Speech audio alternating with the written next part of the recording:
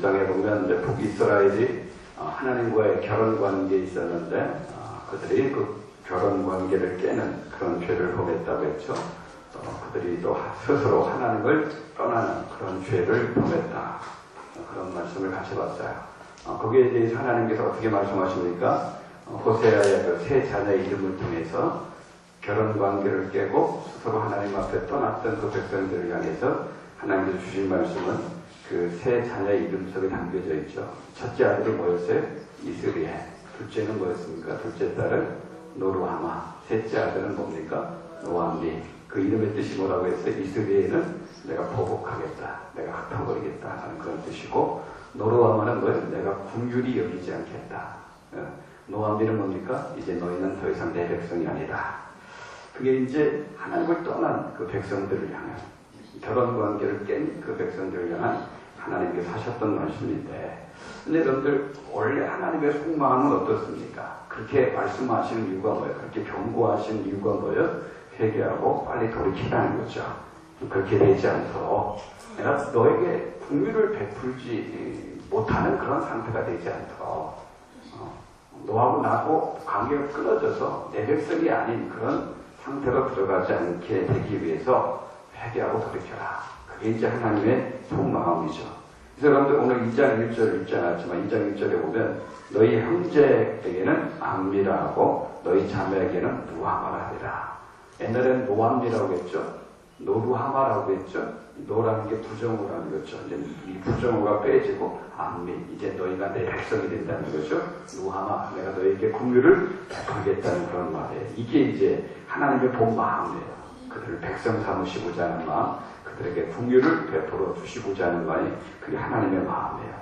그래서 이 장에서 보면 계속 같은 고변의 말씀이 나오고 있어요. 2절 한번 보세요. 너희 어머니와 논쟁하라. 그는 내 아내가 아니요 나는 그의 남편이 아니라 그가 그의 얼굴에서 음란을 죄하게 하고, 얼굴은 드러나는 거죠.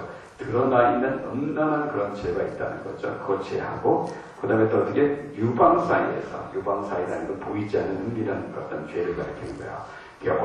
얼굴처럼 드러나 있는 음란의 죄가 있고, 유방 사이에 있는 그것처럼 감추어진 그런 음행의 죄가 있는데, 그걸 뭐라고 합니까? 제거해라. 그렇죠. 제거해라. 하나님이 지금 뭐라고 보면은 음란을 제거해라. 음행을 제거하라.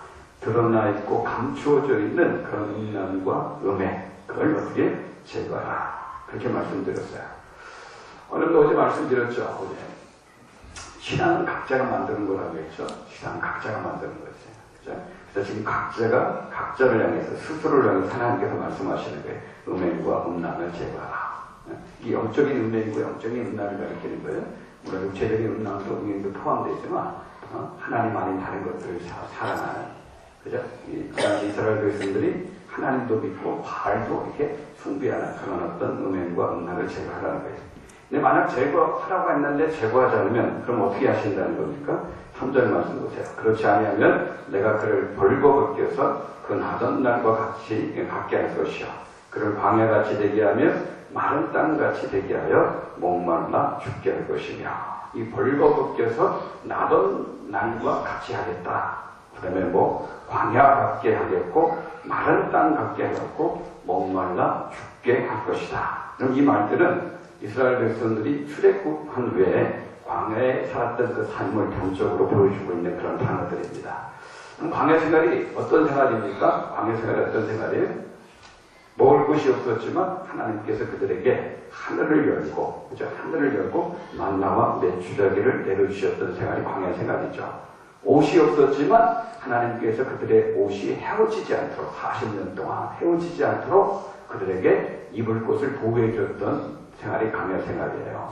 마실 물이 없었지만 하나님께서 반석을 쳐가지고 그들에게 물을 공급했던 것이 광야 생활이죠. 신발이 없었지만 발이 트지 않도록 하나님께서 40년 동안 보호해 준 것, 그게 바로 그들의 광야 생활인데, 그런데 어떻게 해요? 이 모든 것을 이제 더 이상 공급해 주지 않겠다 하는 그런 말씀이에요.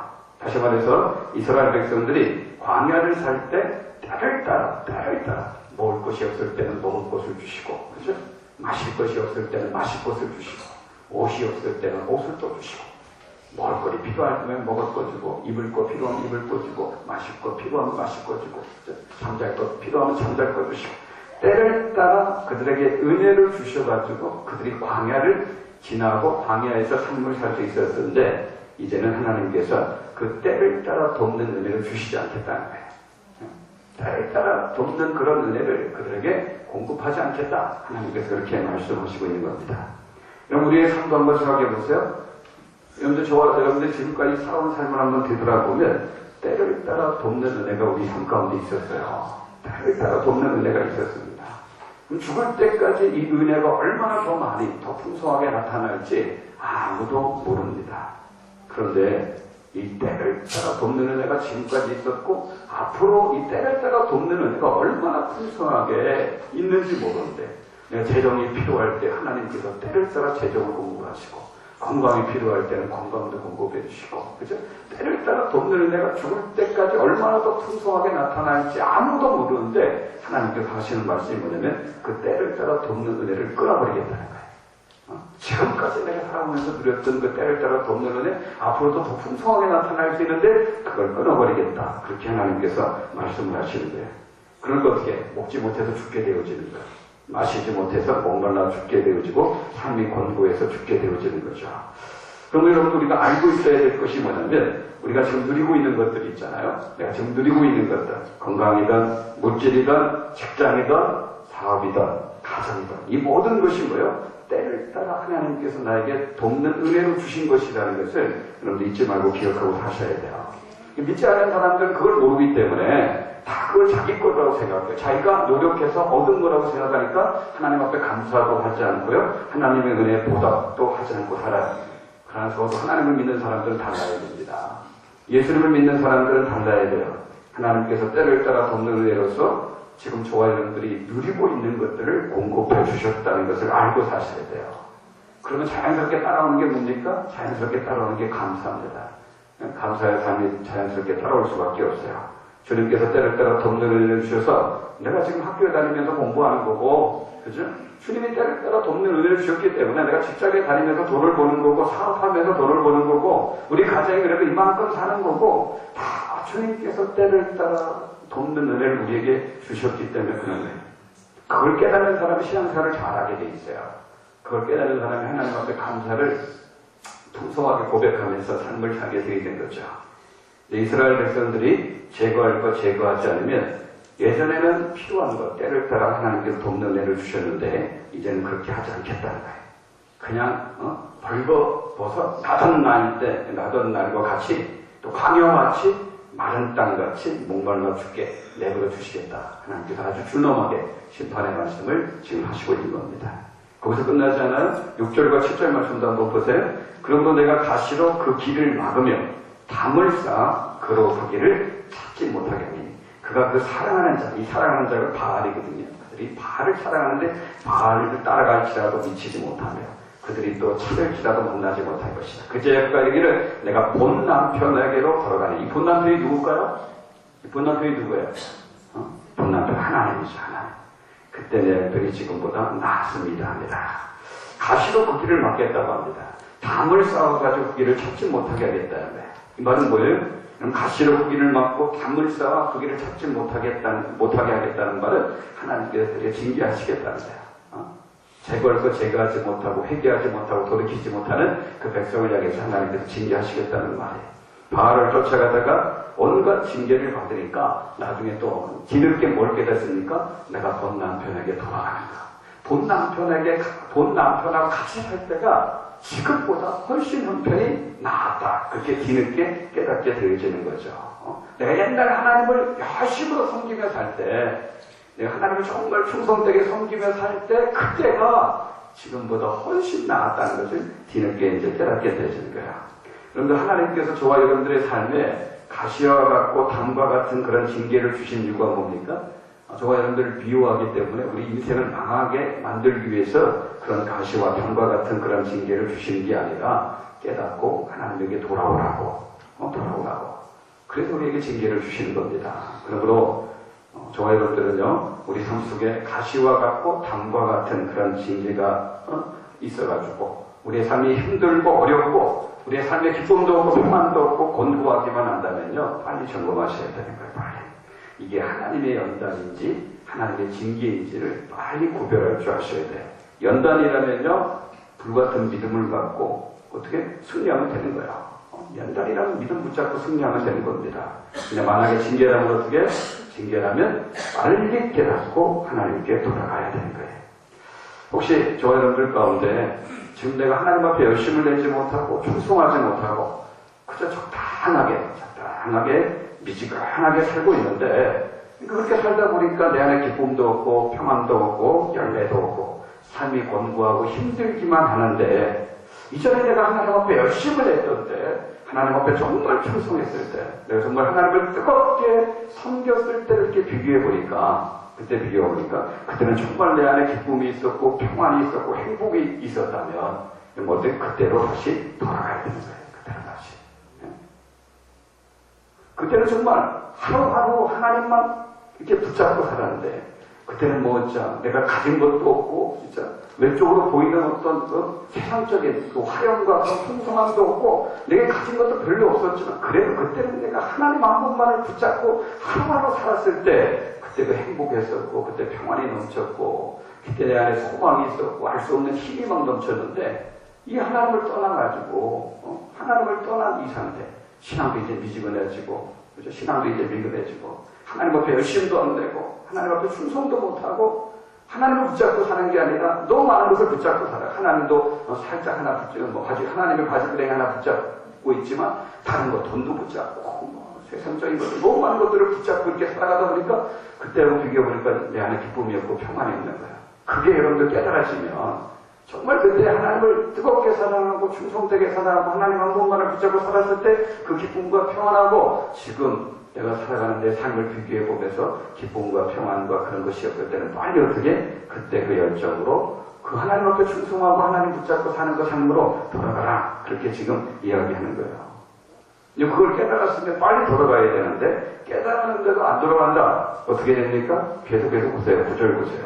9절 보여요. 그러므로 내가 내 곡식을 그것이 익을 게 있다가 도로 찾으면 내가 새 포도주를 그것이 맛될 시기에 도로 찾으면 또 그들의 벌거벗은 몸을 가릴 내 양털과 내 삶을 어떻게 돼? 빼앗으리라. 도로 찾으면 빼앗으리라. 하나님께 어떻게 하신대? 하나님 도로 찾아가시. 하나님 빼앗으신대. 이게 무슨 말이에요? 하나님 주신 거 다 거둬하신다는 거예요. 삶에 아무런 열매가 없게 하신다는 거예요. 여러분들 기억하셔야 돼요. 우리에게 정말 중요한 것은 열심히 사는 게 중요한 게 아니에요. 세상 사람들은 열심히 사는 걸 최고로 중요하게 생각할지 모르지만 우리에게 가장 중요한 것은 열심히 사는 게 아니에요. 열심히 살아봤자 하나님 도로 찾아가면 아무것도 안 남아요. 새벽부터 밤늦게까지 뺑뺑이 돌리면서 죽자 하다 돈 벌어도요 하나님께서 뺏어가시면 남는 게 아무것도 없어요. 그래서 하나님을 믿는 사람들에게는 제일 중요한 것은 열심히 사는 게 제일 중요한 게 아니에요. 아침부터 밤늦게까지 그냥 뺑뺑이 돌리면서 열심히 공부하고 열심히 사는 게 제일 중요한 게 아니라 하나님을 믿는 백성들에게는 제일 중요한 게 뭐냐면 우선순위를 먼저 제대로 정하고 사셔야 돼요. 우선순위를 제대로 정하고 그 다음에 열심히 사셔야 돼요. 근데 우선순위는 제대로 정하지 않고 그냥 열심히만 한다면 나중에 생고생합니다. 고생하지만 얻는 것이 하나도 없어져요. 하나님이 한번 후 불어버리시면 내가 고생한 거 한순간에 다 날아가게 되는 거예요. 여러분 성경을 통해서 하나님께서 강조하신 말씀은 뭐냐면 항상 우선순위예요. 우선순위. 시간을 사용하는 데 있어서 우선순위. 그렇죠? 재물을 쓰는 데 있어서 우선순위. 우리의 삶의 계획을 짜는 데 있어서 우선순위. 항상 우선순위가 하나님 앞에 중요한 거예요. 여러분 시간을 짜는 데 있어서도 우선순위가 제대로 있어야 돼요. 시간을 이렇게 사용하는 면에 있어서 하나님을 섬기고 나서 나머지 시간 갖고 어떻게 나를 위해서 써야 되는 거죠.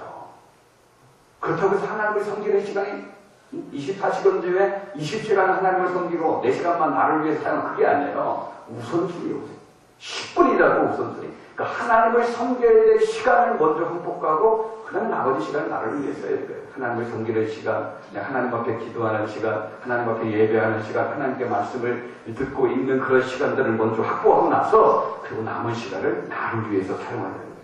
물질도 마찬가지인 거죠. 그런 삶을 뭐라고 그래요? 하나님의 나라와 의를 먼저 구하는 삶이 되는 거고, 그러면 하나님이 모든 것을 더해 주신다. 모든 것을 더해 주신다. 이게 플러스 인생이라고 하죠. 그럼 플러스 인생에 사는 비결이 뭐예요? 먼저 하나님의 나라와 의를 구하면 하나님 모든 것 다 플러스해 주신다. 이게 하나님의 약속인 거예요. 근데 만약에 나를 위해서 쓸 시간 다 쓰고 나서 나머지 시간을 내가 주님을 섬긴다. 시간 남으면 주님 섬기고 시간 남지 않으면 내가 주님 섬기지 않고, 그럼 아무런 열매도 없어요. 여기 도로 찾는다는 그 말을 통해서요, 지금 저와 여러분들이 누리고 있는 것들이 다 누구 거냐? 하나님 우리에게 주신 거예요. 하나님 우리에게 주신 거기 때문에 하나님 도로 찾아가시는 거예요. 하나님의 거예요. 내 건강 내 거 아니에요? 하나님 주신 거예요. 내가 지금 갖고 있는 물질 내 거 아니에요? 하나님 주신 거예요. 물질, 시간, 건강, 생명, 재능, 은사, 내가 소유하고 있는 모든 거 내 것이 아니라 하나님이 준 거란 말이에요. 그러니까 하나님은 여러분들에게 소유권을 준 게 아니에요. 소유권을 준 게 아니라 사용권을 준 거예요. 사용권을. 소유권은 누구 거예요? 하나님 거란 말이에요. 하나님이 소유자이세요. 우리가 갖고 있는 건 단지 그걸 사용할 수 있는 사용권만 있을 뿐이에요. 사용권이 있는데 지혜롭게 사용하는 사람이 뭐냐면 그 소유권을 갖고 계신 분이 하나님이라는 걸 알고 그분을 위해서 먼저 사용하는 거죠. 시간이든 물질이든 생명이든 재산이든 그 모든 것은 그 소유자이신 하나님을 위해서, 그 하나님의 영광을 위해서, 하나님의 기쁨을 위해서 먼저 잘 사용할 때 하나님 우리에게 모든 것을 더해 주시는 거죠. 근데 만약에 하나님이 나에게 사용하라고 사용권만 주셨는데 자기가 마치 소유권자인 것처럼 자기를 위해 쓰고 자기 욕심과 자기 만족만을 위해 쓴다면 하나님께서 그거 다 걷어가시는 거예요. 도로 다 찾아가시는 거예요. 10절도 계속해서 보세요. 이제 내가 그 수치를 그 사랑하는 자는 앞에서 드러내니 그를 내 손에서 건져낼 사람이 없으리라. 그러니까 하나님의 도로 다 찾아가고 다 뺏어가니까 인생 자체가 어떻게 수치스럽게 되는 겁니다. 하나님 그 인생을 수치스럽게 만들려면 그 하나님을 막을 사람이 없습니다. 하나님이 제일 높으신 분은 가장 강하신 분이기 때문에 어느 누구도 하나님이 하시는 일을 막을 수가 없는 거예요. 11절, 12절, 13절도 보세요. 내가 그의 모든 희락과 절기와 월삭과 안식일과 모든 명절을 폐하였고 그가 전에 이르기를 이것은 나를 사랑하는 자들이 내게 준갑이라 하던 그 포도나무와 무화과 나무를 거치게 하여 숲풀이 되게 하며 들 짐승들에게 먹게 하리라. 그가 기고리와 배불로 장식하고 그가 사랑하는 자를 따라가서 나를 잊어버리고 향을 산다. 바알들을 섬긴 실대로 내가 그에게 벌을 주리라. 여호와의 말씀이라. 이게 뭐예요? 모든 희락과 절기와 월삭과 안식일 모든 명절을 폐해버리겠다. 그럼 이 말이 무슨 뜻입니까? 모든 절기를 폐해버리겠다. 명절을 폐해버리겠다. 월삭과 안식일 모든 희락을 폐해버리겠다. 여러분들 모든 절기들, 안식일들, 모든 명절들은 항상 감사의 절기들, 기쁨의 절기들, 감사와 기쁨과 연결이 되어 있습니다. 그런데 이런 날들을 다 폐하겠다는 것은 그들의 삶에서 하나님 기쁨을 다 걷어가시겠다는 거예요. 기쁨을 다 걷어가시고 그들의 삶 가운데 감사를 하나님께서 다 걷어가시고, 우리가 믿음 생활 잘못해도요, 우리가 믿음 생활 잘못해도 미지근하게 신앙생활해도 얼마든지 건강할 수 있습니다. 미지근하게 믿음 생활 잘못해도 얼마든지 돈 잘 벌 수 있어요. 세상에서 성공하고 출세할 수도 있습니다. 그러나 미지근하게 신앙생활하면요, 믿음 생활 제대로 못하고 미지근하게 신앙생활하면 절대 누릴 수 없는 게 있어요. 그게 뭐냐면 기쁨입니다. 기쁨이에요. 절대 기쁨 못 누립니다. 미지근하게 신앙생활 제대로 못하는 사람들은 돈도 벌 수 있고 건강할 수 있고 세상에서 승진할 수도 있고 그렇지만 절대 기쁨은 못 누려요. 하나님께서 주시는 기쁨 절대 누릴 수 없어요. 기쁨을 못 누린다는 것은 절대 행복할 수 없다는 거예요. 죽었다 깨도 행복할 수 없습니다. 돈은 버는데 행복을 못해요. 건강한데 행복하지 못해요. 네. 세상에서 직장에서 승진하고 성공하고 출세하고 이름 막 내는데 절대 행복하지 못해요. 하나님 그 기쁨을 거둬가시니까. 절대 행복할 수가 없게 되어지는 거예요. 이게 얼마나 비참한 인생입니까? 이렇게 제거할 거 제거하고 회개하고 저렇게 해야 되는데 그렇게 안 하니까 하나님이 주신 거 도로 막 걷어가시고, 그죠? 하나님 뺏어가시고, 그러니까 그 인생 자체가 막 사람들 앞에 수치를 당하게 되어지고 또 기쁨과 감사와 즐거움이 다 사라지고, 이게 얼마나 비참한 인생입니까? 그런 거 어떻게 해요? 제거할 거 제거하고 회개할 거 회개하고 하나님께 돌아오라는 거예요. 그럼 우리가 여러분들 제거할 거 제거하고 회개할 거 회개하고 하나님께 돌아가면 어떤 역사가 나타나요? 그게 이제 14절부터 저와 여러분들이 읽었던 말씀 가운데 나타나는 거예요. 그럼 14절에 보면 내가 거친들로 데리고 가서 말로 이루하겠다. 그러니 거친들로 데려가겠다. 이 거친들이라는 게 뭘 상징합니까? 거친들을 따는 것이 아니라 하나님 한 분만을 집중해서 바라볼 수 있는 그런 장소를 가진 거예요. 모든 것이 차단된 장소. 그래서 하나님 한 분만을 바라보는, 하나님 한 분만을 집중할 수 있는 그런 장소, 그런 장소 하나님께서 어떻게 데려가겠다는 거예요. 그럼 우리가 왜 믿음대로 살지 못해? 왜 미지근하게 살아요? 미지근하게 사는 가장 큰 이유가 뭐예요? 관심사가 너무 많아요. 하나님 한 분에게 집중하는 게 아니라 이 관심이 너무나 많이 흩어져 있어요. 그러니까 사람이 어떻게 미지근하게 사는 겁니다. 이것에서 관심 뺏기고 저것에서 관심 뺏기고 너무나 많은 곳에 관심을 뺏기니까 온전한 믿음 생활이 안 되는 거예요. 미지근한 그런 신앙생활을 살 수밖에 없어요. 근데 하나님은 거친들로 그들을 데려간다는 거예요. 모든 것이 다 차단됐고 하나님에게만 집중될 수 있는 거기로 데려가서 하나님을 만나게 하는 거죠. 하나님을 만나고 하나님을 경험하게 하고 하나님에게 위로를 받고 은혜를 경험하게 하나님께서 하신다는 거죠. 혹시 여러분들 가운데 모르겠어요. 지금 여러분들이 있는 삶의 현장이 거친 들일지도 몰라요. 하나님 모든 관심을 다 끊어버리고 하나님에게만 집중하게 만드는 그런 거친들이 여러분들 가운데 있을지도 몰라요. 거기서는 그냥 하나님에게만 집중하고 있으면 됩니다. 하나님이 찾아오십니다. 만나주시고 우리 은혜 주시고 위로를 해주시고 15절도 보면 아굴골짜기를 소망의 물으로 삼아주겠다 그래요. 아굴골짜기가 어떤 골짜기입니까? 여호수아를 통해서 우리가 배웠죠? 하나님께 범죄한 아간과 그의 가족들 돈에 맞아서 불태워 죽임을 당한 그런 골짜기입니다. 죽음의 골짜기고 절망의 골짜기예요. 그런 골짜기. 내가 볼 때 지금 내 삶이 죽음의 골짜기 같고 절망의 골짜기 같아요. 정말 사망의 음침한 골짜기, 죽음의 골짜기, 절망의 골짜기 같은데 하나님 그런 골짜기를 어떻게 소망의 문으로 만들어 주시겠다 그렇게 약속해요. 그러면서 애굽 땅에서 올라오던 때와 같이 해주겠다 그래요. 여러분 애굽 땅에서 올라오던 때와 같이 해주겠다는 말이 무슨 뜻입니까? 이스라엘 백성들이 430년 동안 종살이하다가 해방되는 날 그들이 얼마나 기뻐했습니까? 우리 8.15 기억할 때 우리는 8.15 세대가 아니지만 우리 어르신들 8.15 해방하는 그날 얼마나 우리 그 민족들이 기뻐했습니까? 해방되는 날. 어떤 사람들은요 한 달 내내 잠도 안 잤고 너무 기뻐가지고 너무 기분돼가지고 일제에서 해방되는 그날이 너무 기뻐가지고 한 달 내내 잠을 못 잤다는 그런 어르신의 이야기를 들은 적이 있어요. 애굽에서 올라오던 때와 같이 해주겠다. 그만큼 충만한 기쁨을 그에게 부어주겠다는 거죠. 16절 17절 보면 하나님과의 관계도 제대로 회복돼서 다시는 이제 바알의 이름도 부르지 않고 그죠? 그렇게 바알의 이름도 부르지 않게 될 것이다. 그런 얘기가 말씀을 하고 18절에 보면 자연들도 짐승들도 인간의 말에 순종하게 되고 전쟁도 없어지고 평안하게 될 것이다. 그러니까 사람과의 관계, 자연과의 관계가 다 회복되니까 전쟁도 없어지고 평안하게 되어지는 거다. 그렇죠? 여러분 그렇습니다. 이 사람과의 관계가 회복되지 않으면 절대 평안할 수가 없습니다. 가정에서 부부간의 관계가 깨졌어요. 부부간의 관계가 깨지고 회복이 안 되면 그 가정에 들어가면요 평안이 없어요. 그렇죠? 그죠? 부부간의 관계가 깨졌는데 회복이 안 되면 그 가정은 어떻게 평안이 사라진 거예요. 교회도 마찬가지죠. 내가 교회 나와서 교회 누군가와 관계가 깨졌는데 그게 회복이 안 되면 교회 다녀도 마음에 평안이 없습니다. 관계가 회복이 안 되면 절대 평안 없어요. 여기 뭐예요? 하나님께서 사람과의 관계, 자연관계와의 관계를 회복시키니까 전쟁도 없어지고 평안이 오는 것처럼 그런 관계가 깨어졌을 때 그 관계가 다시 회복이 안 되면 우리 인생은 절대 평안 없는 그런 인생을 살 수밖에 없는 거예요. 그럼 관계가 힘든 거 빨리 부셔야 돼요. 깨진 관계가 있다면 빨리 어떻게 그 관계를 회복하셔야 돼요. 그래야지 어떻게 평안을 누릴 수 있는 거야. 여러분 자존심 내려놓으셔야 돼요. 자존심 내려놓고 내가 먼저 찾아가서 깨진 관계를 회복하는 그런 노력들이 있어야 되는 거예요. 그 절정은 이제 19절 20절이죠. 내가 네게 장가들어 영원히 살되 공의와 정의와 은총과 궁일이 여김으로 네게 장가들며 진실함으로 네게 장가들이니 네가 여호와를 아리라. 하나님께서 그 부부관계를 다시 회복시켜 주셔서 이제 하나님과 함께 살 수 있도록 해주신다는 거죠.